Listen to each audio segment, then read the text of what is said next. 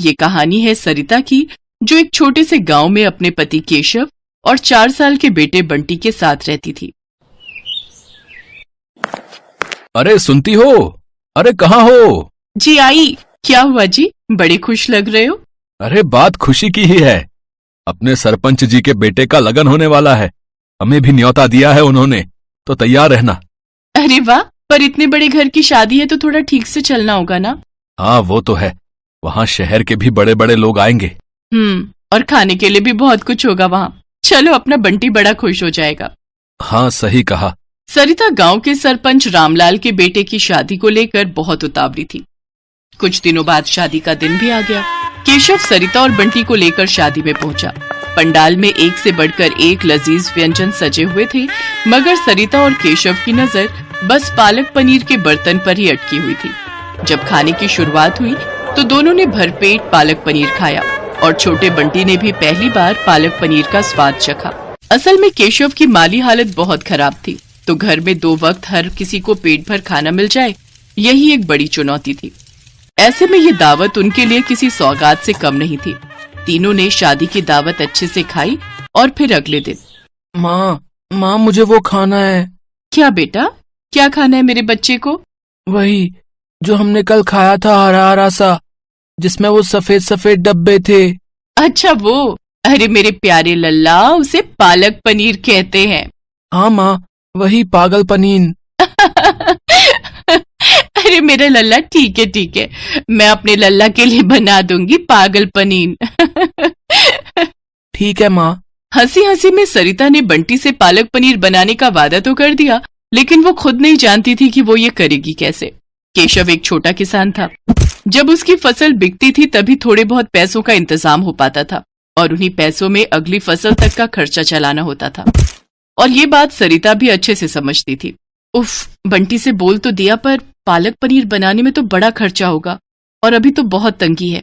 इनसे बात भी की तो बहुत गुस्सा करेंगे, अब क्या करूं मैं। इसी उधेड़-बुन में सरिता का पूरा दिन निकल गया। फिर अगले दिन सुबह उठते ही सरिता को चिंता होने लगी, क्योंकि उसने केशव से रुपए मांगे नहीं थे और बंटी सुबह से ही पालक पनीर खाने की जिद कर रहा था। सरिता बुझे मन से रसोई में गई और जाकर आटा गूंथने लगी। तभी उसे एक ख्याल आया। वो जल्दी से पड़ोसी के खेत से थोड़े से ताजे पालक के पत्ते मांग कर ले आई। फिर उसने गुथे आटे की लोई के चौकोर टुकड़े करके उन्हें अच्छे से पकाया और उन्हें पालक पकाकर उसमें बिल्कुल पनीर की तरह डाल दिया। और फिर, माँ जल्दी लाओ ना, पागल पनीर बना नहीं क्या अब तक? बन गया लल्ला, लो, ये रहा। अरे वाह, आज तो मजा ही आ जाएगा। हाँ मेरे बच्चे, लो अब जल्दी से खाओ। मासूम बंटी बिना कुछ समझे बूझे खाता गया, मगर सरिता अंदर से बहुत दुखी थी, क्योंकि वो तो सच जानती थी। फिर उसी शाम, बाबा आपको पता है माँ ने आज क्या बनाया? अब क्या बनाया बेटा? माँ ने आज वो शादी वाला पागल पनीर बनाया खाने में। क्या? अच्छा। उसे पालक पनीर कहते हैं बेटा। केशव बंटी की बात पर हंसा, पर वो हैरान भी था कि आखिर पालक पनीर बनाने के लिए सरिता पैसे कहाँ से लाई। उसने फौरन अंदर जाकर सरिता से पूछा, सरिता, वो बंटी बता रहा था कि तुमने पालक पनीर बनाया है। जी मैं लाओ, थोड़ा सा हमें भी चखा दो फिर। सरिता को कुछ समझ नहीं आ रहा था कि वो केशव को क्या कहे, तो फिर उसने बिना कुछ सोचे समझे केशव के सामने भी वही पालक की सब्जी लाकर रख दी, जिसमें पनीर की जगह आटे के चौकोर टुकड़े थे। पहला निवाला खाते ही केशव को सारी बात समझ में आ गई। उसने कुछ नहीं कहा, लेकिन जब उसने सरिता की तरफ देखा तो उसकी आंखों में आंसू थे। केशव ने उसी वक्त खाना छोड़ा और घर से बाहर निकल गया। केशव के इस तरह के बर्ताव से सरिता और ज्यादा डर गई। वो और रोने लगी। फिर कुछ देर बाद केशव घर वापस आया तो उसके हाथों में एक थैला था। बंटी, ओ बंटी, जल्दी से बता, शाम को मेरा बेटा क्या खाएगा? मैं तो वही खाऊंगा, माँ ने बनाया है ना, वो पागल। हाँ समझ गया। चलो अब हम सब मिलकर असली वाला पालक पनीर बनाएंगे। केशव के हाथों में पनीर, क्रीम और बाकी मसाले थे, जो उसने मुस्कुराते हुए सरिता को थमा दिए। वो सारा सामान उधार लेकर आया था। उस दिन सरिता ने भी पूरी मेहनत और सावधानी के साथ पालक पनीर बनाया। जब तक पालक पनीर बनकर तैयार हुआ तो केशव और बंटी वहीं रसोई में बैठे सरिता को बड़े ध्यान से देखते रहे। और फिर जैसे ही सरिता ने असली पनीर के साथ पालक पनीर उन दोनों को परोसा तो दोनों के चेहरे खिल गए। पहला निवाला खाते ही बंटी सीधा जाकर अपनी माँ के गले लग गया। ये वाला पागल पनीर तो शादी वाले से भी बहुत अच्छा है माँ। सच में सरिता, बंटी बिल्कुल सही बोल रहा है। तुमने तो कमाल कर दिया। अब मुझे लगता है अब तुम्हारा ये पालक पनीर ही हमारी किस्मत पलटेगा। जी मैं कुछ समझी नहीं, आप कहना क्या चाहते हो? देखो, मैं कई दिनों से खेती छोड़कर एक ढाबा खोलने के बारे में सोच रहा था। खेती की जमीन तो है ही अपने पास, उसी में एक छोटा सा ढाबा चलाने के बारे में सोच रहा था। लेकिन बस ये नहीं समझ पा रहा था कि अच्छा खाना बनेगा कैसे, जो लोगों को पसंद भी आए और खाना बनाने के लिए किसी को मजदूरी भी ना देनी पड़े। लेकिन अब सब समझ में आ गया है। तुम चलाओगी ढाबा और मैं और बंटी करेंगे तुम्हारी मदद। केशव की बात सुनकर सरिता की आंखों में खुशी के आंसू आ गए। उसे खाना बनाने का हमेशा से शौक था, लेकिन पैसों की कमी के चलते वो इस शौक को कभी आगे नहीं बढ़ा पाए। लेकिन अब उसका ये शौक उनकी कमाई का जरिया बनने वाला था, तो सरिता भी पूरी तरह से तैयार थी। अगले ही दिन से केशव ने बांस बल्लियों की मदद से ढाबा बनाना शुरू कर दिया और पूरे एक हफ्ते की मेहनत के बाद सरिता का पालक पनीर ढाबा बनकर तैयार हो गया। शुरुआत के लिए केशव को थोड़े पैसे कर्ज पर लेने पड़े, लेकिन फिर सरिता की मेहनत और लगन ने वो कर दिखाया जिसकी केशव ने उससे उम्मीद लगाई थी। यूं तो सरिता ढाबे के लिए खाने के लिए कई चीजें बनाती थी, लेकिन उसका बनाया पालक पनीर ही सबसे ज्यादा लोगों के सिर चढ़कर बोल रहा था। भाई वाह, मजा ही आ गया भाई। भैया, पालक पनीर में इससे पहले ऐसा स्वाद नहीं आया, बता रहे। गजब बना भैया, गजब, कसम से। किसने बनाया वैसे? कोई खास कारीगर है क्या आपके पास? है? जी हाँ, है ना। और वही इस ढाबे की असली मालकिन भी है। वो मेरी पत्नी सरिता, उसी ने बनाया है सब कुछ। अरे वाह, ये तो बहुत बढ़िया बात है भैया। तो फिर ठीक है, देखो भैया, अगले महीने मेरे घर में दावत है, तो दावत के खाने का पूरा ऑर्डर आपका है। बस इतना बताओ कि एडवांस कितना देना है। अरे आपका बहुत बहुत शुक्रिया साहब, लेकिन खाने में क्या क्या बनाना है पहले ये तो बताइए। भाई, अपनी तो एक ही डिमांड है, बिल्कुल ऐसा ही पालक पनीर है, बाकी सब आप देख लेना। करीब 250 लोगों की दावत है। और हाँ, एक बात और, ये दावत निपटा लो, फिर एक काम और है आपसे। जी वो क्या? मेरा बेटा इंटरनेट पर हुनरमंद लोगों की वीडियोस बनाकर डालता है। हाँ, और मुझे पूरा विश्वास है कि आपका ढाबे का वीडियो इंटरनेट पर धमाल मचा देगा। सरिता के बनाए पालक पनीर और उसके ढाबे को अब पहचान मिलने जा रही थी। केशव और सरिता बहुत खुश थे, लेकिन सबसे ज्यादा खुश था बंटी। आखिर हर रोज उसका मनपसंद पागल पनीर जो खाने को मिल रहा था उसे।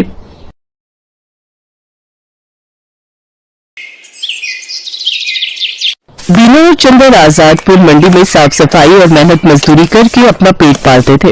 शादी के तकरीबन 2 साल बाद बीना गर्भवती हुई। दोनों ही पति पत्नी इस बात से बहुत खुश थे और बेसब्री से नए मेहमान के आने का इंतजार कर रहे थे, लेकिन होने को शायद कुछ और मंजूर था। एक शाम जब दोनों काम से घर लौट रहे थे तो रास्ते में रेल पटरी क्रॉस करते वक्त चंदर का पैर पटरी में फंस गया। अरे अरे, ये मेरा पैर। अरे ये क्या हो गया जी? जल्दी जल्दी पैर निकालने की कोशिश कीजिए। कोशिश तो कर रहा हूँ बीना, लेकिन ये निकल ही नहीं रहा। बीना भी उसकी मदद करने की कोशिश करती है, लेकिन उसका पैर बाहर नहीं निकल पाता। तभी उन्हें ट्रेन की आवाज आती है। जल्दी कीजिए जी, ट्रेन आ रही है। बीना, मुझे लगता है कि मेरा जाने का वक्त आ गया। तुम जाओ यहाँ से और अपना और मेरे बच्चे का ध्यान रखना। मुझे भाग्य को अपने बच्चे का मुंह देखे बिना ही इस दुनिया से जाना होगा। नहीं, ऐसा मत कहिए जी, मैं आपके बिना कैसे रह पाऊंगी? मैं भी आपके साथ इसी पटरी पर अपनी जान दे दूंगी। नहीं, हमारे बच्चे के लिए तुम्हें जीना होगा बीना। अब जाओ यहाँ से, तुम्हें हमारे होने वाले बच्चे की कसम। जैसे बीना पटरी से दूर जाती है, तभी ट्रेन आकर विनोद को पल भर में काट देती है। बीना की आंखों के सामने उसके पति की मौत हो जाती है। एक ही पल में उसकी हंसती खेलती दुनिया उजड़ जाती है और वो एक विधवा बन जाती है। चंदर के जाने के बाद बीना बिल्कुल अकेली हो चुकी थी। अब वो अकेली ही मंडी जाती और मेहनत मजदूरी करती और उससे जो कमाई होती उससे अपना पेट भरने लगती है। एक दिन बीना घनश्याम को कुछ प्याज फेंकते हुए देख रही थी। अरे घनश्याम भैया, ये आप क्या कर रहे हैं? कुछ नहीं बहन, जो प्याज खराब हो गए हैं उन्हें अलग करके फेंक रहा हूँ। भैया, अगर आपको कोई प्रॉब्लम ना हो तो जो प्याज आप फेंक रहे हो वो आप मुझे दे दो, वो मुझ गरीब के काम आ जाएंगे। लेकिन बीना बहन, इन आधे सड़े गले प्याजों का आखिर तुम क्या करोगी? वो मैं आपको बाद में बताऊंगी। फिलहाल आप ये खराब प्याज मुझे दे दीजिए। ठीक है बहन, ले जाओ, वैसे भी ये मेरे किसी काम के नहीं। इसके बाद बीना उन खराब प्याजों को एक थैले में भर लेती है और शाम को अपने साथ घर ले आती है और उसमें से थोड़े ठीक प्याजों को अलग करके रख लेती है और जिनकी हालत ज्यादा ही खराब थी उन्हें अपने घर के बाहर बनी क्यारी में बो देती है। अगले दिन सुबह काम पर जाने से पहले बीना साफ छाटे हुए प्याजों को काटकर आटे में मिलाती है और साथ ही नमक, हरी मिर्च और अजवाइन डालकर उस आटे को गूंथ लेती है। खुद नाश्ता करके वो कुछ पराठे घनश्याम के लिए भी पैक करके ले जाती है। ये लो घनश्याम भैया, आपसे जो कल प्याज लेकर गई थी उनसे मैंने प्याज के पराठे बनाए हैं, जरा आप भी चख कर देखो। रोज दाल चावल खाकर आप बोर हो गए होंगे ना। बीना बहन, हम गरीबों के नसीब में तो दाल चावल और सूखी रोटी ही होती है, भला उससे भी क्या नाराज होना। अच्छा लाओ, तुम इतने प्यार से प्याज के पराठे बनाकर लाई हो तो खाकर देखता हूँ। घनश्याम को बीना के हाथ के बने प्याज के पराठे बहुत पसंद आते हैं। ऐसे ही कुछ समय बीत जाता है। बीना को अब 7वां महीना लग गया था, जिस वजह से वो मजदूरी नहीं कर पा रही थी, जिस वजह से उसके घर खाने पीने की तंगी हो गई थी। ऐसे ही एक रोज जब वो खाना बनाने जाती है तो देखती है कि राशन के सभी डिब्बे खाली हैं। हे भगवान, एक बार को मैं तो भूखी रह लूंगी, लेकिन मेरे अंदर पल रही ये नन्ही जान कैसे भूखी रहेगी। इस हालत में तो कोई मुझे काम भी नहीं दे रहा, अब क्या करूं। हाँ, याद आया, अपनी जमीन में थोड़े प्याज उगाए थे ना, क्यों ना उनको निकाल लूं, वो अब पूरी तरह पक गए होंगे। बीना उन प्याजों को निकालती है और पड़ोस से थोड़ा आटा उधार मांग कर ले आती है। उसके बाद स्वादिष्ट प्याज के पराठे बनाती है। उसके पराठों की खुशबू को सूंघते हुए उसकी पड़ोसन आरती वहां पहुंच जाती है। अरे वाह बीना, तेरे घर से तो बड़ी ही अच्छी खुशबू आ रही है, आखिर क्या बनाया है तूने।